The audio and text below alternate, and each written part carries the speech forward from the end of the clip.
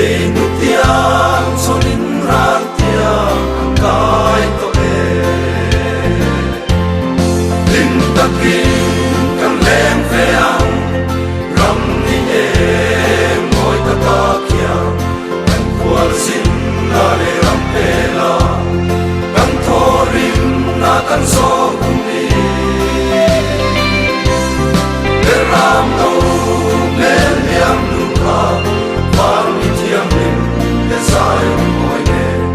te na lam noi sai kan oyang wai na chum pia wi ra ram moya pia Hallelujah. tu ko pui aleng te chua kadam lo re ti lung ai na bia tu re an soi ngai to lo chan dam tu thung vanga suan ngai dam te an ni wai na ten a chim pak lo ko pui moya lim takin kan lem ve ang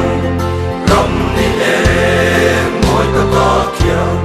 kan kwan sin na le ram pe la kan thorin na kan so hun ni le ram no men yam nu ka van ni thiam lim le sai moi ne e na lam moi sai kan oyam wai na chum pia wi ra ram moya pia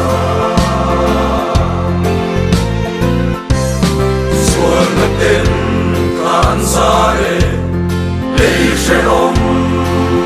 maya tan dam the lo ni pang ai te lali ma nu e tak sa le tharau dam lo nun tui ha te ta kilita tin nai dam to ya om lo ni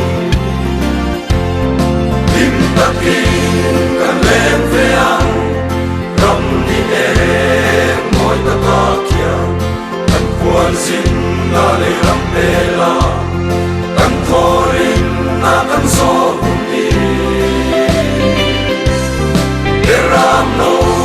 men yam nu ka van ni thiam lim le sai moi ne e na lam moi sai kan oyam wai na chum pia wi ra ram moya pia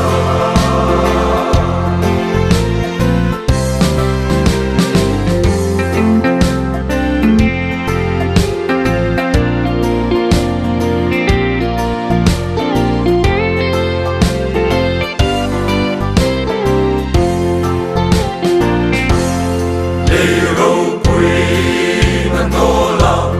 kal krista thang tu te chuan an hui lo lal rom mo an an shing an hun lu an ro sum le ti sen tia nim ne an mangai lal ram ta an ta ne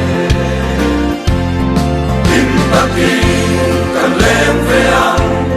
ram ni e moi ta ta kia kan kwan sin na le ram pe la kan thorin na kan so hun ni le ram no men yam nu ka van ni thiam lim le sai moi ne e na lam moi sai kan oyam wai na chum pia wi ra ram moi